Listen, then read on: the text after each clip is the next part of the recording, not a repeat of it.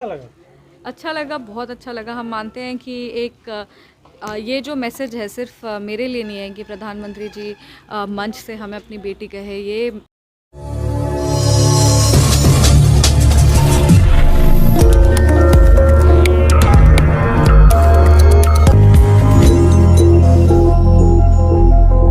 अच्छा लग रहा है, पॉजिटिव लग रहा है। हम मानते हैं कि जो प्यार और आशीर्वाद मिल रहा है उसी से इतनी हिम्मत आती है कि सुबह से लेकर रात तक हम जनसंपर्क में रहते हैं। जब जाते हैं लोगों के बीच में तो मन प्रसन्न ही होता है। और देख सकते हैं कि सिर्फ हम अकेले ही नहीं चुनाव प्रचार करते, हमारे साथ सभी कार्यकर्ता चुनाव प्रचार करते हैं। तो बस आभार प्रकट करूँगी सभी का, और इसी तरह सब लगे रहें।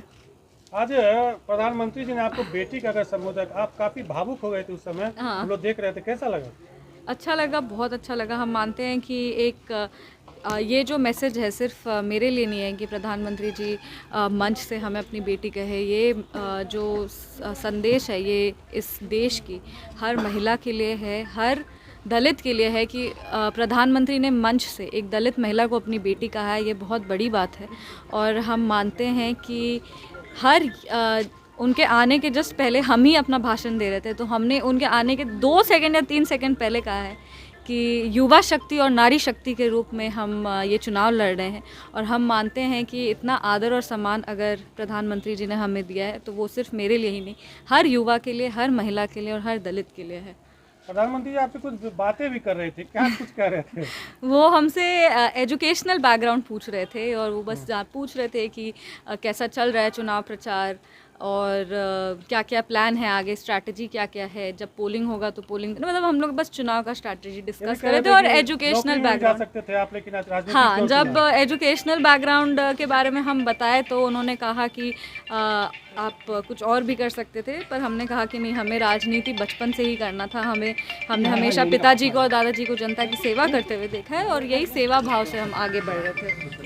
आपके बारे में कहा जाता है आपको? कुछ नहीं, ये बस हम मानते हैं कि ये बस मेरे संस्कार हैं। और जिस तरह से हम हमेशा बचपन से ही लोगों के बीच में रहे, हम मानते हैं कि अगर हमको 1 सेकंड भी मिला है तो हम 1 सेकंड में जो हमारे सामने उनसे हम संवेदनशील होकर बात करें, अच्छे से बात करें, प्यार से बात करें। वो वोट हमको देख ही नहीं, वो उनका डिसीजन, वो उनका फैसला होगा।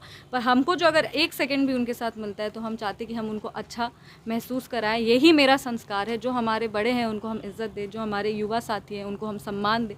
ये मेरा संस्कार है, और बस इसी संस्कार के साथ हम अपना चुनाव प्रचार करते हैं। कैंपेन में हो सकता है बहुत जगह आप नहीं जा पाएंगे, ऐसे लोगों के लिए क्या कहें?